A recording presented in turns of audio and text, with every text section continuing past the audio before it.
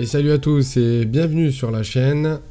On est parti pour une série de Coliseum V1 avec le steamer. Donc j'ai changé de stuff. J'ai pris un stuff au feu avec la piraguette en mode 12 PA avec le cougnard. Donc beaucoup d'initiatives, beaucoup de dégâts puisqu'il y a la panneau salvateur dessus.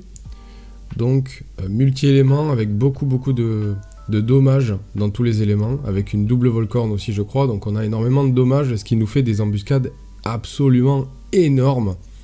Donc c'est un stuff qui tape très fort et qui met beaucoup de pression. En plus avec la foreuse on a de l'érosion à poser, donc c'est vraiment intéressant pour le steamer là.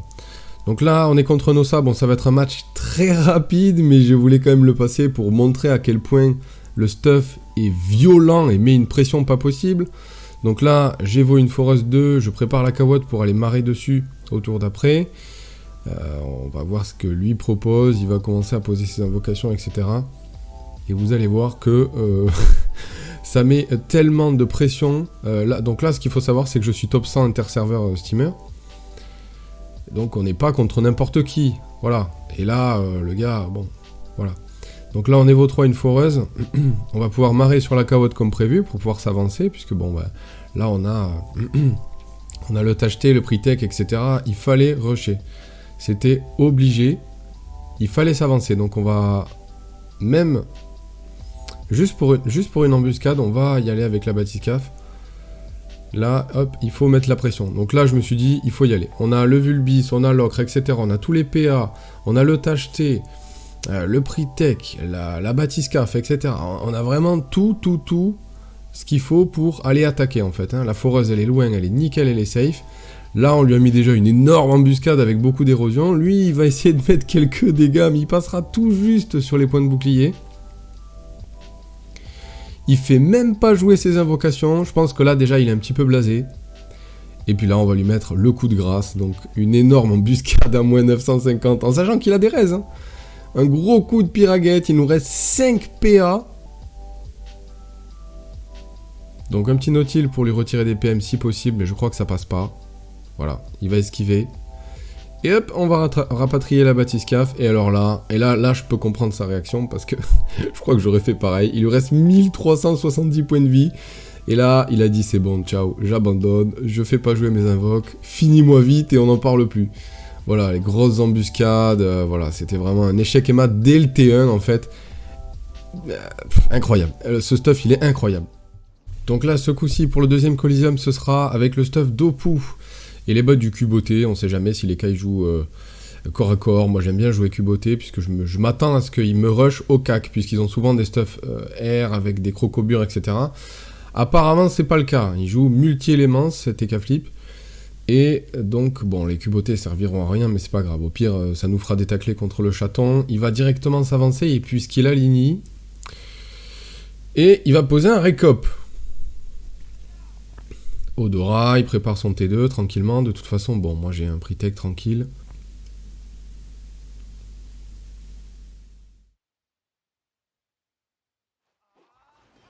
Alors, donc on marrait pour le mettre contre un mur.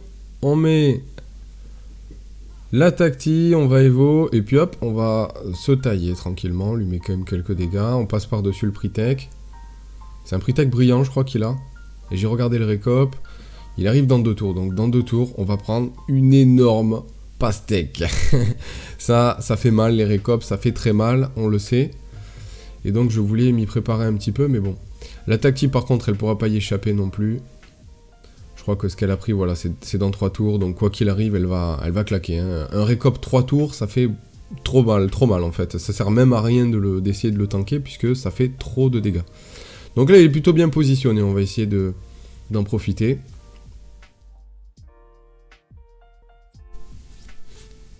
Donc je regarde les dégâts pour le ressac pour voir si ça clean le chaton ou pas. Apparemment non, donc du coup je vais marrer dessus et m'en servir pour... En fait je voulais juste passer, hein, c'est tout. Je voulais juste le passage pour aller Evo 3 à la tacti. Il va me rester 6 PA, donc là on va taper puisqu'il faut passer à travers le pre-tech. Mais bon, un petit blindage sur la tacti ça fait pas de mal non plus. On va pouvoir passer quand même à travers le pre-tech, même avec le blindage. Donc c'est pas plus mal de safe la tacti puisque bon bah on en a quand même besoin. Hein.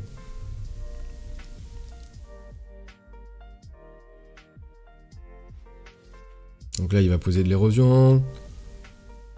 Il cherche pas spécialement à mettre de gros dégâts, puisque bah, j'ai le prix tech là. Hein. C'est 1000 points de bouclier, le prix tech. Donc là, il se dit, je vais faire un tour plutôt défensif en fait. Je vais lui poser de l'érosion. Je vais me charger en PA pour le tour d'après avec Odora. Je vais faire roue de la fortune, etc. Donc là, il avait tout intérêt à préparer son tour. Hein. De toute façon, là, on est à 4004 de code, je crois.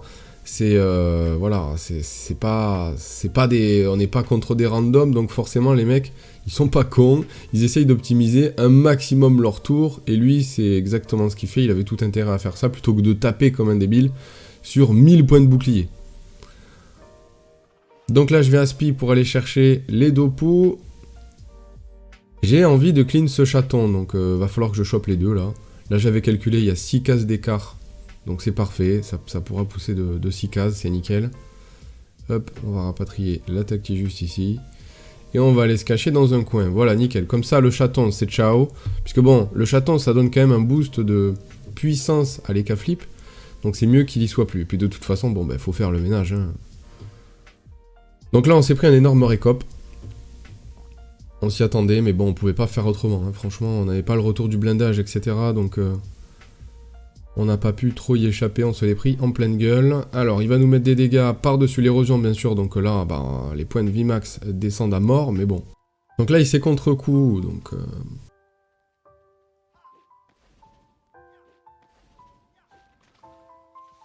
bon, on va quand même lui mettre quelques dégâts par-dessus le contre-coup, puisque de toute façon, je le savais, c'était le dernier tour de la tactique.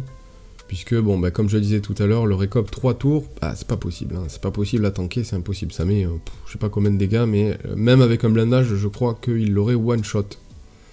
On a repris un récop, alors là, il est confiant, hein, parce qu'un récop à ce stade de la partie, bon.